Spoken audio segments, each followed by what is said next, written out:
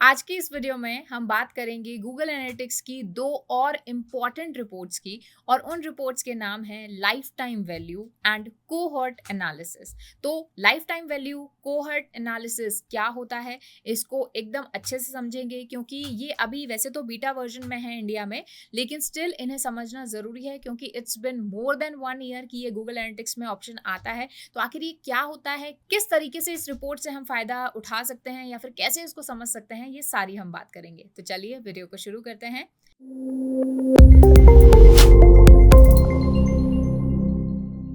Hello everyone, I Harmeet welcome you all on WS cube tech channel. So जैसा कि पता है आपको, स्टार्टिंग से मैं बता चुकी हूँ दैट गूगल एनालिटिक्स में हमें बहुत सारा डेटा मिलता है और उस डेटा को डिफरेंट डिफरेंट रिपोर्ट्स में डिवाइड किया गया है। तो उन्हीं में से कुछ ऐसी रिपोर्ट्स होती हैं जो कि अभी बीटा वर्जन में चल रही हैं, यानी वो सिर्फ उनका ट्रायल वर्जन चल रहा है, लेकिन स्टिल उनके बारे में हमें पता होना चाहिए। उसके 2-3 रीज़न हो सकते हैं। पहला, आपसे इंटरव्यू में पूछा जा सकता है कई बार कि ये रिपोर्ट क्या होती है, इसका मतलब क्या होता है, what do you understand by this, इस तरह से आपसे पूछा जा सकता है। या फिर दूसरी चीज ये कि अभी जैसे वो चीज बीटा में चल रही है, लेकिन आने वाले टाइम में हो सकता है वो वहां पर इम्प्लीमेंट हो जाए। तो हर तरीके से आपको इनकी नॉलेज होनी चाहिए। तो सबसे पहले देख लेते हैं हम लाइफ टाइम वैल्यू को। तो कहाँ मिलेगी लाइफ टाइम वैल्यू, देखते हैं। तो life time value as well as आपकी ये जो कोहर्ट एनालिसिस है, ये दोनों आपको ऑडियंस सेक्शन में मिलेगा।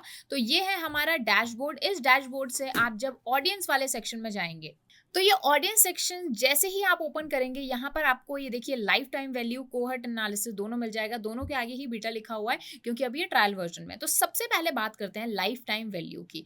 तो देखिए सबसे पहले बात करते हैं लाइफ टाइम वैल्यू की। तो लाइफ टाइम वैल्यू क्या होता है कि एक पर्सन ने या फिर एक यूजर ने, जो कि मेरी वेबसाइट पर जिसने विजिट किया है, उसने थ्रू आउट द लाइफ मेरे को कितनी वैल्यू दी है। ठीक है, जैसे कि अगर मैं बात करती हूँ किसी एक पर्सन की, तो उस पर्सन ने अपने थ्रू आउट लाइफ में, अभी जैसे मैंने जो यहाँ पर टाइम पीरियड रख रखा है वो अप्रोक्सीमेटली 3 मंथ्स रख रखा है। तो 3 मंथ्स में उसने मेरे को कितनी वैल्यू जो है वो दी है। और वेबसाइट के केस में वैल्यू क्या होगी, पेज व्यूज हो सकता है। ये देखिए आप मेट्रिक यहाँ से चूज कर सकते हो कि पेज व्यूज रख सकते हो, गोल कंप्लीशन पर यूजर रख सकते हो कि एक यूजर ने कितने मेरे गोल्स को कंप्लीट किया है, कितने पेज व्यूज किए हैं, रेवेन्यू मुझे कितना जनरेट करके दिया है, सेशन ड्यूरेशन मुझे कितना दिया है, और भी कई सारे आप यहाँ पर मेट्रिक्स फिट कर सकते हो। ठीक है, तो अब यहाँ पर एक पर्टिकुलर यूजर ने इस 3 मंथ की लाइफ में मुझे कितनी वैल्यू दी है, ये मुझे इस पर्टिकुलर ग्राफ से पता चलता है।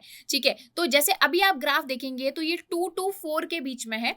तो देखिए अप्रोक्सीमेटली मैं मान लेती हूँ 3 है मेरी लाइफ टाइम वैल्यू, क्योंकि देखिए इसका मतलब क्या है, मैंने मेट्रिक यहाँ क्या चूज कर रखी है, पेज व्यूज। तो इसको मैं चेंज भी कर सकती हूँ, वो भी मैं आपको बताऊंगी। तो देखिए एक पर्सन है जो मेरी वेबसाइट में आता है, तो 3 मंथ्स की लाइफ में उसने मुझे 3 पेज व्यूज की क्या दी है, वैल्यू दी है। तो एक पर्सन की पेज वैल्यू जो है वो कितनी हो गई, ऑन एन एवरेज 3। ठीक है, अप्रोक्सीमेटली 3 हो गई। अगर इसी को ही मैं गोल कंप्लीशन की बात करती हूँ, तो देखिए यहाँ पर देखो चेंज हो गया। यहाँ पर जो हमारा बार है वो 0.2, 0.4, 0.6 हो गया। तो ये अप्रोक्सीमेटली लेट्स से 0.5 के आसपास है। तो मतलब एक पर्सन ने मेरे कितने गोल कंप्लीट किए हैं, अप्रोक्सीमेटली 0.5, यानी आधा गोल जो है एक पर्सन ने ऑन एन एवरेज कंप्लीट किया है। यानी अगर 100 लोग मेरी वेबसाइट पर आए तो उन्होंने मिलकर कितने गोल्स कंप्लीट किए, 50 गोल्स कंप्लीट किए with in this 3 months of the period. ठीक है, उसी के अलावा अगर मैं और लगाती हूँ, जैसे कि अगर रेवेन्यू, अभी तो मैंने रेवेन्यू सेट नहीं कर रखा है क्योंकि गोल्स पर ही आप रेवेन्यू सेट कर सकते हो। तो रेवेन्यू तो अभी यहाँ पर कुछ नहीं आ रहा है, 0 आ रहा है, लेकिन दूसरी मैट्रिक्स देख लेते हैं। तो जैसे मैं सेशन ड्यूरेशन की बात करती हूँ, तो सेशन ड्यूरेशन अप्रोक्सीमेटली आ रही है, लेट्स से 5 मिनट्स के आसपास आ रही है ऑन एन एवरेज, आप देखेंगे। तो मतलब एक यूजर ने मुझे ऑन एन एवरेज कितनी वैल्यू दी है लाइफ टाइम में अपने 3 मंथ्स में, वो दी है 5 मिनट्स। ठीक है, उसके अलावा यहाँ पर आप स्क्रॉल डाउन करोगे, तो मैं वापस से इसको पेज व्यूज कर देती हूँ। ठीक है, उसके अलावा आप स्क्रॉल डाउन करोगे तो यहाँ पर आपको डिफरेंट डिफरेंट एक्विजिशन चैनल मिल जाएंगे कि आखिर कौन से चैनल से, जैसे ऑर्गेनिक सर्च से मेरे पास इतना ट्रैफिक आया है और ऑन एन एवरेज मेरी लाइफ टाइम वैल्यू कितनी रही है, 3.9। यानी ऑर्गेनिक सर्च से जितने भी लोग आए हैं उन्होंने मेरे को ऑन एन एवरेज 3.19 पेजेस जो हैं वो व्यू किए हैं 1 पर्सन ने, ठीक है। उसके अलावा एक्विजिशन चैनल के साथ ही आप एक्विजिशन सोर्स भी यहाँ पर सेलेक्ट कर सकते हो। उसके अलावा आप देखेंगे जैसे गूगल से मेरे पास जितने भी लोग आए हैं उन्होंने मेरे को 3.21 ऑन एन एवरेज मेरे को लाइफ टाइम वैल्यू दी है। लेकिन अगर यूट्यूब की मैं बात करूं या फिर डायरेक्ट जो यूआरएल टाइप करके आए हैं उनकी कंपेरेटिवली मेरी जो लाइफ टाइम वैल्यू रही है वो ज्यादा रही है। यानी कहने का मतलब है कि गूगल के कंपैरिजन में जो यूट्यूब से मेरे वेबसाइट पर लोग आए हैं उन्होंने ज्यादा लॉयल्टी दिखाई है, ज्यादा मुझे वैल्यू दी है, ठीक है। तो ये होता है life time value. Life time value basically इसलिए मेजर की जाती है ये चेक करने के लिए कि आखिर हमारा कौन सा कैंपेन, कौन सा ट्रैफिक चैनल जो है ज्यादा बेटर तरीके से काम कर रहा है, ठीक है। सो ये तो हो गया हमारा लाइफ टाइम वैल्यू के बारे में। अब बात कर लेते हैं कोहर्ट एनालिसिस। कोहर्ट एनालिसिस भी एक इंपॉर्टेंट कॉन्सेप्ट है। सबसे पहले तो कोहर्ट का मतलब समझते हैं। कोहर्ट का मतलब होता है ग्रुप ऑफ पीपल। कैसे लोगों का ग्रुप जिनके कैरेक्टरिस्टिक्स सबके सेम है, ठीक है। जैसे कि अगर मान लीजिए एक ग्रुप है जिसमें टोटल 10 लोग हैं और उन 10 के बीच एक कैरेक्टरिस्टिक ऐसा है जो कि कॉमन है। लेट्स से वो 10 के 10 लोग जो हैं वो वेजिटेरियन है, ठीक है। तो वो एक ग्रुप को हम क्या कहेंगे, कोहर्ट कहेंगे। तो ऐसा ग्रुप जिसमें उनके ग्रुप मेंबर के कैरेक्टरिस्टिक क्या होते हैं, सेम होते हैं। वैसे ही अगर मैं कोई एक और ग्रुप बनाती हूँ, लेट्स से 15 लोगों का मैंने ग्रुप बनाया और उनमें सब में क्या चीज कॉमन है कि वो सभी के सभी विमेन है और सभी के सभी लेट्स से 20 to 30 ईयर्स की एज की हैं। तो वो उनका एक क्या बन गया, कोहर्ट बन गया। उसके अलावा इंटरेस्ट के बेसिस पे भी कोहर्ट बन सकता है कि एक ग्रुप बनाया लेट्स से 10 लोगों का और उनका इंटरेस्ट ये है कि सभी के सभी टेक्नोलॉजी का इंटरेस्ट रखते हैं, तो वो उनका एक कोहर्ट हो गया। तो कोहर्ट एनालिसिस यहाँ पर हम एक इंडिविजुअल ऑल ओवर ऑडियंस का एनालिसिस नहीं कर रहे, यहाँ पर हम ऐसे ग्रुप्स का एनालिसिस कर रहे हैं जिनका जो कैरेक्टरिस्टिक है वो सेम है। और हम यहाँ पर इवन ये भी सेट कर सकते हैं कि हमारी मैट्रिक्स क्या रहेगी। तो हमने यहाँ पर जो कोहर्ट टाइप है वो हम एक्विजिशन डेट के हिसाब से लगाया है और मेट्रिक इसमें क्या ली है, यूजर रिटेंशन। कि मान लीजिए ऐसे पर्सन जो कि हर वीक मेरी वेबसाइट पर आ रहे हैं, ऐसे कितने ग्रुप्स हैं। यूजर रिटेंशन के अलावा मैं गोल कंप्लीशन पर यूजर्स अलग अलग मेट्रिक्स जो है यहाँ पर लगा सकती हूँ। जैसे यहाँ पर कोई भी मेट्रिक आप चूज कर सकते हो, जैसे यहाँ पे गोल कंप्लीशन कर सकते हो, पेज व्यूज कर सकते हो। तो जैसे मैं काम करती हूँ, मैं लेट्स से कि पेज व्यूज जो है उसको मैं मेट्रिक्स मान लेती हूँ। अब यहाँ पर आप नीचे स्क्रॉल डाउन करेंगे तो यहाँ से डेटा पढ़ना आसान होगा। यहाँ पर मैं डेट रेंज जो है वो 6 वीक्स की लगा रही हूँ, तो देखो 6 वीक का डेटा मेरे पास आ गया है। उसी के साथ ही कोहर्ट साइज मैं बाय वीक भी सिलेक्ट कर सकती हूँ, बाय डे भी कर सकती हूँ, बाय मंथ भी कर सकती हूँ। तो इसका मतलब ये है, बहुत ही सिंपल लैंग्वेज में अगर मैं बोलूँ कि वीकली अगर हम एनालिसिस कर रहे हैं तो फर्स्ट वीक में जितने भी लोग आए उनमें से कितने ऐसे लोग हैं जो सेकेंड वीक में भी आए, कितने ऐसे लोग हैं जो थर्ड वीक में भी आए। तो बेसिकली ये बता रहा है कि कितने ऐसे फाइनली लोग हैं जिन्होंने 3 वीक तक कंटिन्यूअसली मेरी वेबसाइट पर विजिट किया है, कोई ना कोई मेरा पेज जो है वो व्यू किया है, ठीक है। ये आप देख सकते हैं। तो यहाँ पर बेसिकली हम 6 वीक्स तक इसको क्या कर रहे हैं, काउंट कर रहे हैं, ठीक है।